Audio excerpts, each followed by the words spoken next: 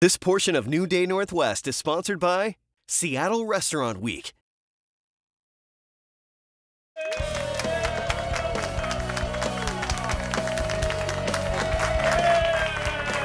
Welcome back, everybody. Seattle Restaurant Week is underway, and there are more than 160 restaurants across Western Washington looking to tempt your taste buds. Sunday through Thursday nights through November 2nd, you can enjoy special 3-course dinners for just $33. Among the stellar restaurants taking part are all of James Beard Award-winning chef Jason Wilson's restaurants, including Miller's Guild. Here with a peek at their menu, please welcome Miller's Guild's executive chef Alphonso Mills. How are you? Well. Where did you get your training? Well, my training came, obviously in kitchens growing up with grandmothers and things like that. But formally, Scottsdale Culinary Institute, Le Cordon Bleu, Scottsdale, Arizona, class of 2002. Congratulations. Thank you, ma'am. For us, for getting to eat your food today. Thank you. And so you love what you're doing now, right? Yes, of course, always and forever. Restaurant Week is so great because people can either come and get a wonderful economical meal, wonderful new things, or they can try a restaurant for the first time. Correct. Our menu is fully open, and in addition to our Restaurant Week offerings. Which is, today we're featuring? Today we're featuring a regional, an Idaho farm-raised rainbow trout. Yay. Here we're going to sear it, but in our restaurant, and while I brought our lovely decor, right. it's wood because we are a wood-fired restaurant. That is so cool, and it just changes the taste. What does it do? It does. I mean, obviously it adds the smoke, but it adds that char flavor. That char, it's a pretty important piece when you're thinking about the whole spectrum of flavor profiles. Right. Okay, how do we get started? Can you manage with our induction cooktop here? Oh, yes, ma'am. Yes, ma'am. Okay, So, I need the flame. If I can't see the flame, I don't know what's happening. Like I said, we use wood. There's lots of flame. Very simply, I mean, obviously, we have this wonderful induction system here. Have a non-stick pan here preheated. We're just going to add just a little bit of this olive oil action here. Just a little bit there. And then we always gotta season your food. Sometimes, we forget salt and pepper seems so ordinary, but yeah, that but is no. important. I mean, so at Miller Guild, we specialize in dry-aged beef, very large cuts, 40-ounce steaks. I brought my O hat to represent the ounces in our dry-aged steaks. But very simply, we brush them with a little bit of olive oil, clarified butter, and salt and pepper, and then they go right to the grill, and the magic happens there. And they're wonderful, so we shouldn't forget that at home. No, ma'am. So again, very simply, salt and pepper. Never underestimate the power of salt and pepper. Now, trout might be a fish that people don't eat here as much as we would in other parts of the country. I grew up eating it. Tell us a little bit about the taste if people aren't familiar with what trout offers. It's a very mild fish. It's one of those species that can tend to bridge gaps between people who prefer not to eat fish because of the fishy flavor. So this one here is pretty mild, and again, it's a local product, and believe it or not, the Northwest, has a pretty large population of trout, and then the steelhead varieties. So this is right in line with our region, and then we're going to tie some other ingredients in just to keep it. Let's throw that baby in here. There we go. Looking for a little sizzle. Alrighty, you got it. Oh, I hear it. Yes. That's like really one of the best sounds in the whole wide world, isn't it? So I'm gonna turn it up just a little bit. I didn't want to, get it too hot, and the next thing you know, we have to clear the atmosphere. The smoke alarm. So this cooks relatively quick. I mean, it's a thinner fish. Good. Yeah, I mean, again, salt and pepper and olive oil. And that's all we're talking about. So who taught you to cook first? It had to be my pair of grandmothers. They were both professional cooks, one with the VFW. Really? Yeah, one with the VFW. She retired from there, West Memphis, Arkansas.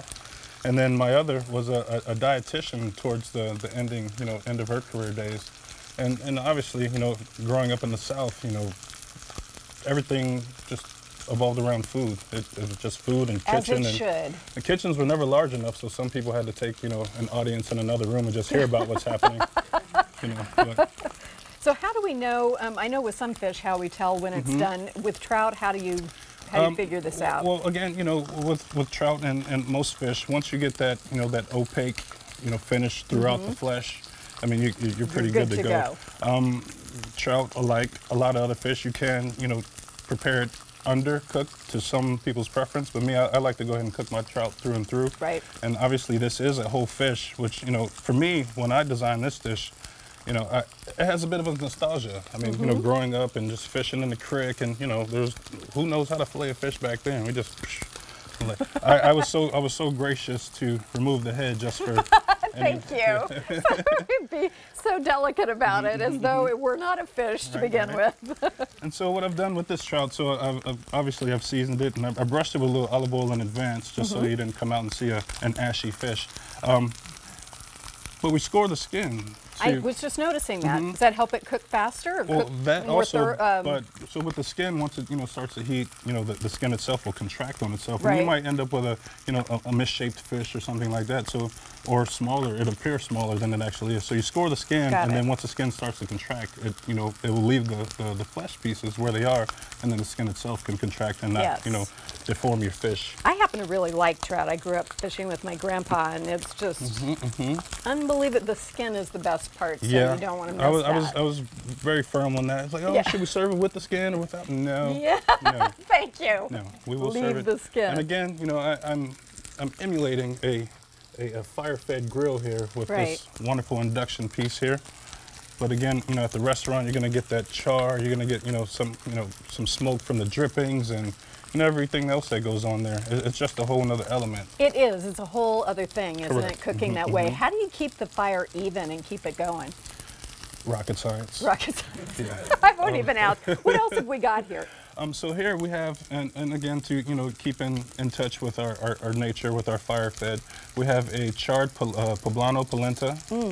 We've removed most of the spicy, so it's not, oh my God, so spicy. It's not. It's very mild. Get a little bit of hint of the smoky from the poblanos. Keeping in line with the seasons, we have a golden grape and golden raisin chutney. It's got some pine nuts, some mustard seeds and things in there.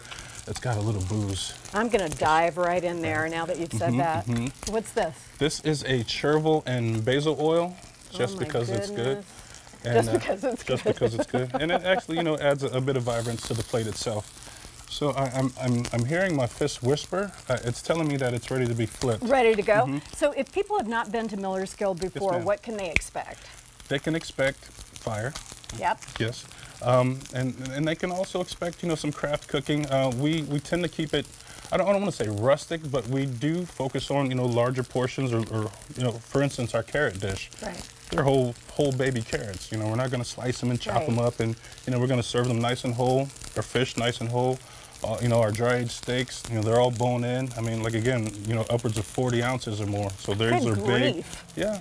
Can you imagine? I don't think I've ever even seen a 40-ounce steak, but it sounds like something everybody's grandmother would appreciate. Right. All right, so we have a picture of this. Well, let me see you flip this first. Look how beautiful that is. I don't want to rob you of seeing that beauty.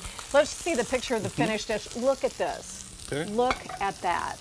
I don't think we're going to want to miss this. So thank you so much. Certain.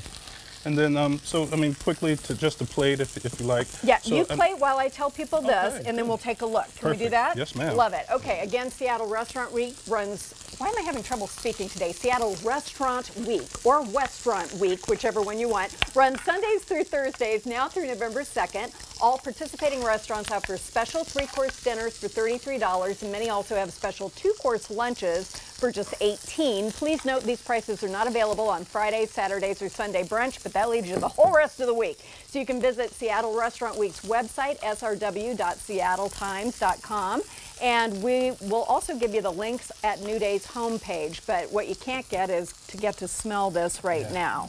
All right, you're going to keep working on that. We're going to show it off in just a little bit. Still ahead, an event for